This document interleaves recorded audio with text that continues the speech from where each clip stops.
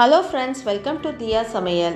இன்னைக்கு நம்ம சமைக்க போகிற ரெசிபி என்னன்னா, கருவேப்பிலை வச்சு ஒரு சட்னி தான் அரைக்க போகிறோம். கருவேப்பிலையில் மினரல், விட்டமின், ஆன்டி ஆக்சிடென்ட் நிறையவே இருக்குது. அதில் முக்கியமானது பார்த்தீங்கன்னா, முடியை நல்லா ஹெல்த்தியாக வளர்க்கக்கூடிய சத்து நிறையவே இருக்குது. அதனால் ஏதாவது ஒரு ஃபார்மெட்டில் கருவேப்பிலையை நம்ம சாப்பிட்டுட்டு வர்றது நல்லது. வாங்க இப்போ எப்படி செய்கிறதுன்னு பார்க்கலாம். அதுக்கு முன்னாடி இப்போ தான் ஃபர்ஸ்ட் டைம் என் சேனலை பார்க்குறீங்கன்னா, என் சேனலை சப்ஸ்கிரைப் பண்ணிவிட்டு பக்கத்தில் இருக்க பெல் ஐக்கானை கிளிக் பண்ணிவிட்டு அப்படியே ஒரு லைக்கையும் தட்டுங்க. வாங்க இப்போ எப்படி செய்கிறதுன்னு பார்க்கலாம்.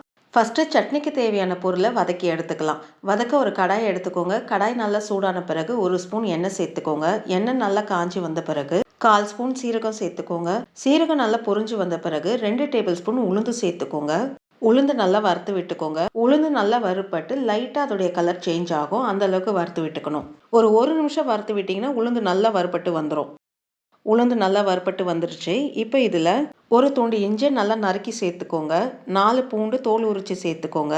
4 பச்சை மிளகாய் உடச்சி சேர்த்துக்கோங்க. உங்கள் காரத்துக்கு எப்போ கூடவோ குறைவோ நீங்கள் சேர்த்துக்கலாம். ஒரு மீடியம் சைஸ் வெங்காயத்தை நறுக்கி சேர்த்துக்கோங்க. உங்ககிட்ட சின்ன வெங்காயம் இருந்துச்சுன்னா ஒரு 10 வெங்காயத்தை தோல் உரித்து சேர்த்துக்கோங்க. வெங்காயம் நல்லா சாஃப்ட் ஆகிற அளவுக்கு வதக்கி விட்டுக்கணும். அந்த கண்ணாடி மாதிரி மாறும் தெரியுங்களா, அந்த அளவுக்கு வதக்கி விட்டுக்கிட்டா போதும். வெங்காயம் நல்லா சாஃப்ட் ஆகிற அளவுக்கு வதக்கி விட்டாச்சு. இப்போ இதில் 2 பத்து தேங்காய் மேல் தூள் சீவிட்டு நல்லா பொடிசாக நறுக்கி சேர்த்துக்கோங்க. 3 கொட்டை புளி சேர்த்துக்கோங்க. அதான் அரை நெல்லிக்காய் சைஸுக்கு சேர்த்துக்கோங்க. தேங்காவும் புளியும் சேர்த்து எல்லாம் ஒன்று சேர ஒரு நிமிஷம் நல்லா வதக்கி விட்டுக்கோங்க. அந்த தேங்காயோடைய ஈரப்பதம் போகிற அளவுக்கு வதக்கி விட்டுக்கிட்டா போதும். தேங்காயோடைய ஈரப்பதம் போகிற அளவுக்கு வதக்கி விட்டாச்சு. இப்போ இதில் 2 கை நிறைய கருவேப்பிலை சேர்த்துக்கோங்க. கருவேப்பிலை பார்த்தீங்கன்னா 2க்கு 3 வாட்டி நல்லா கழுவிட்டு சேர்த்துக்கோங்க. கருவேப்பிலை சேர்த்து நல்லா வதக்கி விட்டுக்கோங்க. கருவேப்பிலை நல்லா வதங்கி அந்த பச்சை கலர் கருப்பு கலராக மாற ஆரம்பிக்கும். அந்த அளவுக்கு வதக்கி விட்டுக்கணும். ஒரு 1லேருந்து 2 நிமிஷம் வதக்கி விட்டிங்கன்னா அது நல்லா வதங்கி வந்துடும். கருவேப்பிலை நல்லா வதங்கி வந்திருக்கு. இந்த அளவுக்கு வதக்கி விட்டுக்கணும். இப்போ இது ஒரு பிளேட்டில் எடுத்து வச்சுக்கோங்க. வறுத்த பொருள்லாம் ஒரு பிளேட்டில் மாற்றி வச்சுட்டு இதை நல்லா ஆற விட்டு மிக்சி ஜாரில் சேர்த்துக்கோங்க.